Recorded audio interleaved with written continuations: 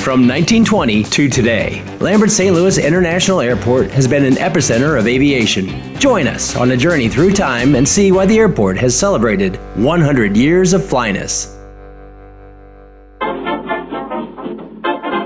Albert Von Lambert, a former student pilot of the Wright brothers and St. Louis businessman, had a vision. He gazed across farmland on the outstretches of St. Louis and saw the future of aerial transportation. On June 18, 1920, Lambert and the Missouri Aeronautical Society acquired the lease for 170 acres of land, later named St. Louis Flying Field. Lambert lured the 1923 International Air Races here, which brought Charles Lindbergh to St. Louis. Lindbergh became a chief pilot for Robertson Aircraft, the earliest predecessor of American Airlines, before gaining fame piloting the Spirit of St. Louis on the first non-stop flight between New York and Paris. Lambert would later purchase the airfield and sell it at cost to St. Louis City in 1928, becoming one of the first municipally owned airports and bearing his name as Lambert St. Louis Municipal Airport.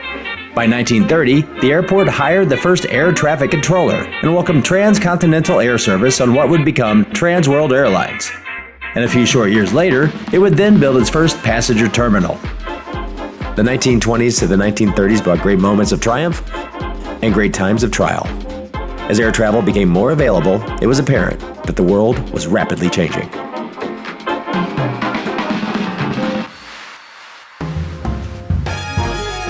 America entered World War II. Men enlisted into the armed forces. Women enlisted into the workforce, and Jackie Robinson broke through the color line. At STL, the war brought about an upswell of production, and McDonnell Aircraft became a pioneer of American military aircraft with the Phantom, one of the first jet-powered fighters.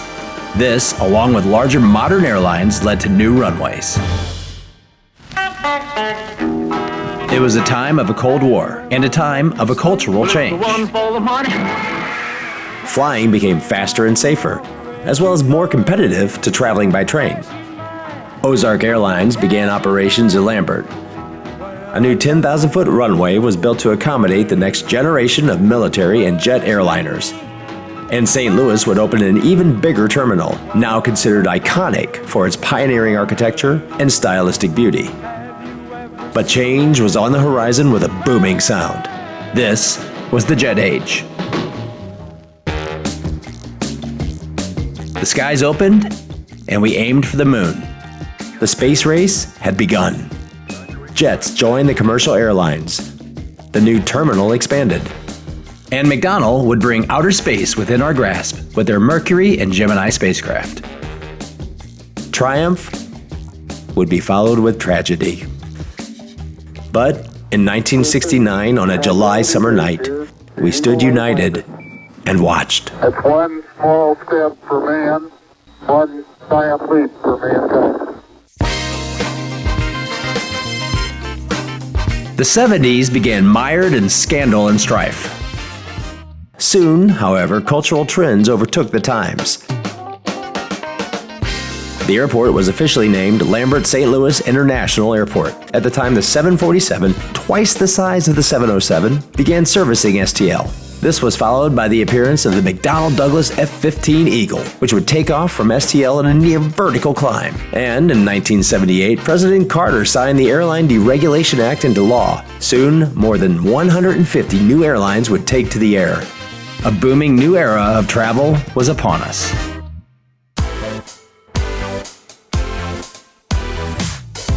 Long lines at the pump diminished. The disco inferno cooled. Change came more rapidly than ever. This was the decade TWA made STL its primary domestic hub. Not long after, they would acquire Ozark Airlines. This was also the decade nonstop international flights began flying direct from STL, with service to Paris, London, and Frankfurt. A new era began to dawn, one that started, simply enough, in a garage. This was the time of personal computing.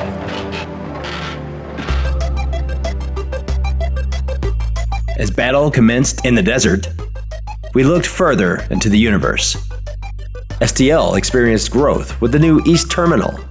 TWA continued to build passenger service through St. Louis, and the Boeing Company merged with McDonnell Douglas to continue producing F-15s and FA-18s at Lambert for the U.S. and national allies across the globe.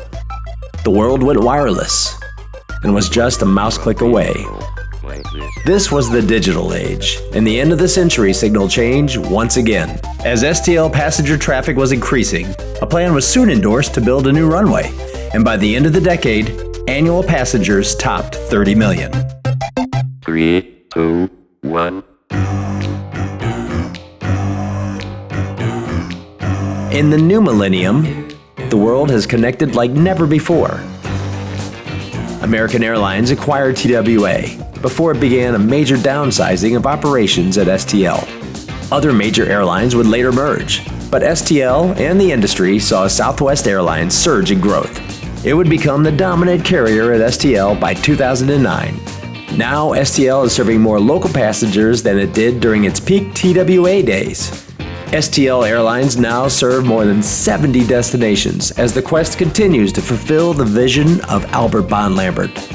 To keep St. Louis at the forefront of aviation, to meet ever-changing challenges of air travel, to send off millions into the skies each year to explore and connect with the world from that same piece of farmland that was part of Albert Von Lambert's vision over a century ago.